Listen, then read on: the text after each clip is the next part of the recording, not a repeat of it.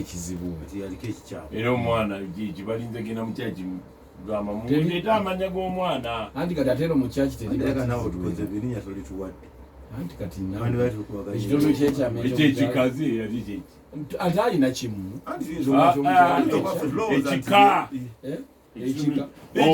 ekika kye omwana bamutuuma erinnya ly'ekitundu kyekyama ekikazi ekyomumaaso kale lino liba bbeere tugende n'ekyo gira wamma losikogundi omwana omutuuma bbeere va kundawusitojja mbadde mbuuza eri ne munno nandawula tulabye amanya ge mutaddeko naye mukomaawo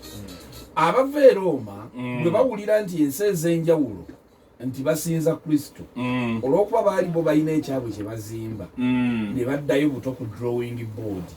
ne bazimba ekyabwe ne bakituuma erinnya Roman Catholic. Tuva ku kiri ekyawamu ekya Christianity eyali etambudde buli wamu ne bakiwa obukulembeze bo baali bamala dde okukibunya abantu nga bakimanyi nti Katonda asibuka eri era ebyo byonna ebyakolebwa byava eri obwabwe kati ne kifuuka kizibu okufuga awalala bwonna kyokka ate kati nga waliwo abaali bazudde nti Katonda ali mu Afrika oba okitegeera bulungi nga bamaze okujja eno mu Afrika kati Roman Catholic efuuka eddiini esibuka e Roma mu nsi ya Italy ne batandika okulabika nti nno bawakanyizibwa abamu nti nedda Katonda alabika yava mu Afrika. Kati obukatoliki bwongera mulungu batabaala nga bamunyisa Katonda nti ali Roma Yesu gyasibuka olwo abantu nga beebuuza nti ate Nazarethi ate nga kiri eri mu Isirayiri mu Middle East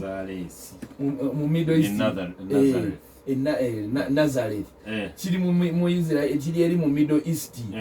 okitegeera ate nga wala nnyo okuva e Roma kati contradiction eyo netandika okujja nange ate Bungereza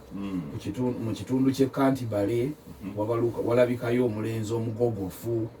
nga Josefu eyagamba nti kyebasinza kifu Katonda ayogerwako tebamulengerayo eyo linda gye nkutegeeza olwo kati abapoto mumeruka okuva e Canterbury kati buli omu wali Kristo amutegeera kati mu ngeri ye ebiwayi bino kyovula tugenda ofuna abapoto tufune bali naye nga ate ffena tukkiriza nti Kristo yatufiirira bayira ife abakkiriza Kristo tulina enjawulo ebibi byaffe byonna yabitufiirira dda tulina musango era nze bwelufa bwe nti ggulu siina kibi ebyange Kristo yabitwala ebiseera bisinga netwongerako bw'omukkiriza naye wamma tulina ekintu kyetugaa nti ebyaffe ebyetikana bitwala egologoosa ku musalaba ate kasita omukkiriza gwekizibu butamukkiriza tunajyayo bagambye watono tuli bangi fe abakkiriza ffe tujja obeera uyo ne muggulu agenda oyo ku lunaku lwa kiyama ayina osooka otunulwamu mu lisiti ye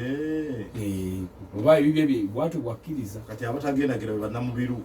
kubanga ate ku luhaani egamba omukazi ateebikkirira ku lunaku lwa kiyama agenda kubeera ng'ebbango ly'engamiya enkovu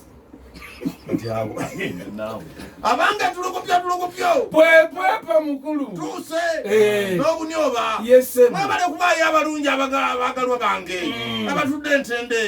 benjagala okuva kati paka lwendifa bawulira munange mbajjukiza nti tuno tuli ku mulembe gwa Ssabanyoba owokutaano tannatula muntu pyo netandise okumuunyiriza tuti atuuse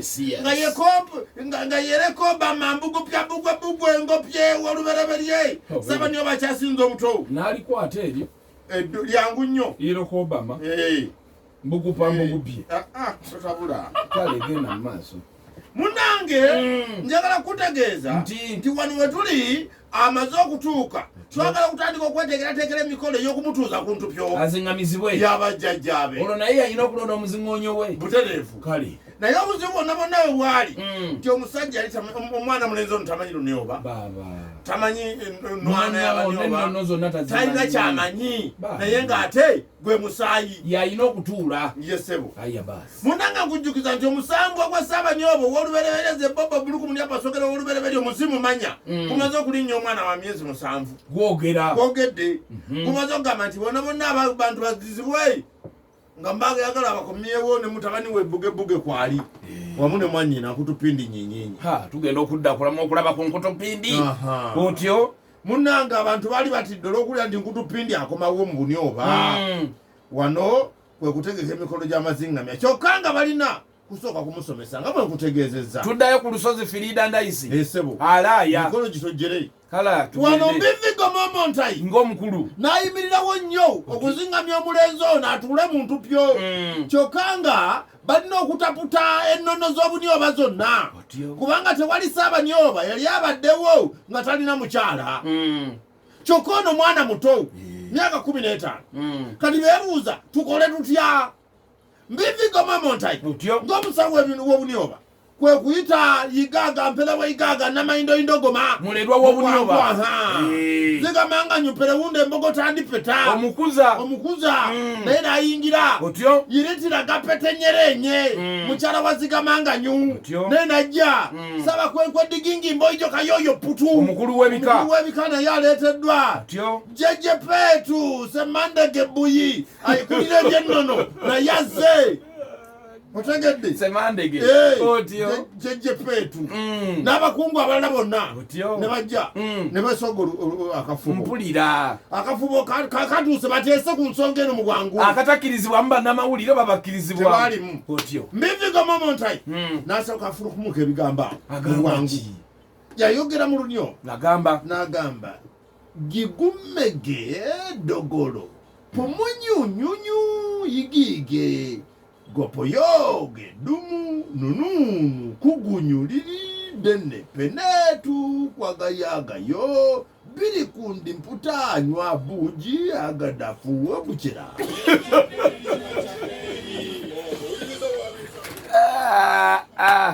yebuuza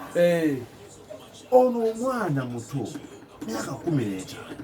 tutandikiddewo emikolo egy'okumunoonyeza omubeezi mu kiseera kino oba tumuteekeko buteesi talina mubeezi tumenye nno kubanga ate emyaka tegiwasa embeera kati mpuliddemu butabuugi wunywa obusera ndawo sitokiwulidde ekiwulidde nze mbadde era manyi ogenda kugamba nti ku mukolo baagabula obusera n'obukankubuuze bengamba nti egi senga mba kyogedde mu lulimi ki senga ngamba nti bring an egg naye egg tekifaanagana ne egi emyaka leeta egi nomanaga nti